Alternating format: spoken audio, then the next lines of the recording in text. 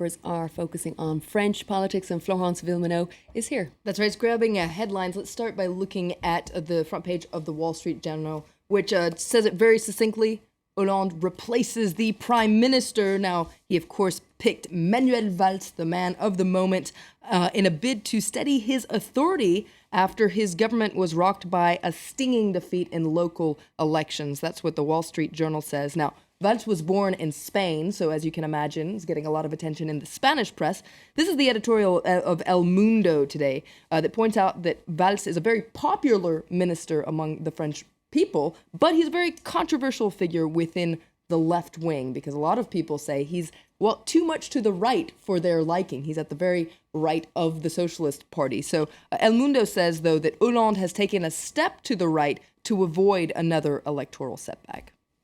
And other neighbouring countries also paying close attention now to the new French Prime Minister. That's right. In the German press, the Frankfurter Allgemein says it's the hour of the red sheriff. So that's Manuel Valls. And this article points out that for a long time, Hollande didn't really trust Manuel Valls. And now the question is, can Valls save Hollande? This is what a lot of papers are wondering today.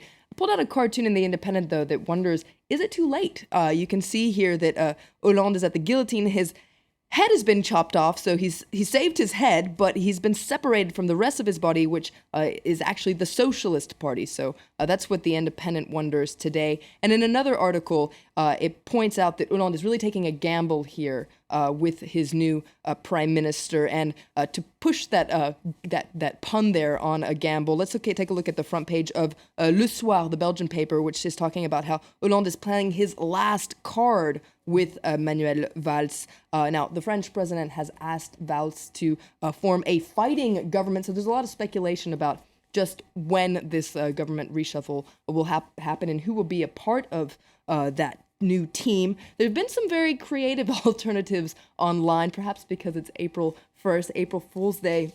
Topito, for instance, is a satirical website. It has its own ideas about who should be a part of this government. This, for instance, this photo you see here, is the superhero alternative to save France. So you have people like Jesus and Mother Teresa. There's also an alternative with 100% Manuel Valls. Maybe we can see a photo of that that is also on the website Topito. So they've come up with all sorts of creative alternatives for the new government. Oh dear, has it come to that, bringing in the heavy hitters like Mother Teresa?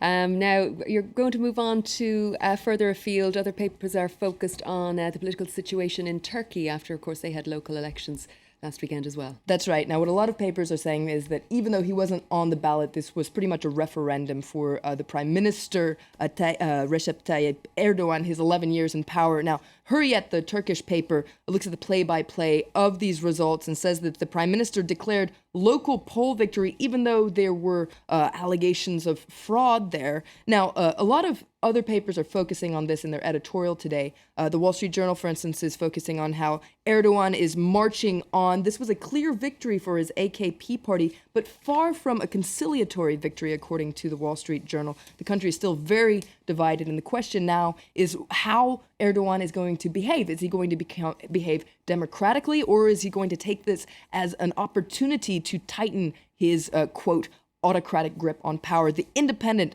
points out that there are rumors that he could be tempted to run for president in August, and the Independent says it's really time that Erdogan resists the temptation of hanging on to power. Okay, let's turn our attentions to Asia, where the papers are focused on rising tensions between North and South Korea. That's right. Now, this comes after this exchange of fire in a disputed territory, their sea territory. The Korean Times says that it was responding to provocations from Pyongyang. Okay, and do you have time for The Guardian, focusing on an attempt to boost the Yes campaign for Scottish independence? That's right. This is an interesting piece that points out that if Scotland becomes independent, they'll switch from driving from the left to driving on the right. Now, this is part of a series of measures to show just what an independent country Scotland would be. And they'd also change the light system. It would this is something that was rejected, actually. They wanted to change the color of the traffic lights. It wouldn't be red, amber, and green. It would be red, amber, and blue. So all sorts of measures to show that Scotland would be a real European country. And they get to save the pound. They get to save the pound. But my question is, how do you say April Fool's in Scottish? Because this is actually fake I'm the wrong article. island, I'm afraid. Florence Villeneuve, thank you very much for that. Quick break now, but coming up, we'll bring you Focus. Morocco has offered a residency amnesty to thousands of illegal migrants. So why have only around 200 people actually signed up? Stay with us.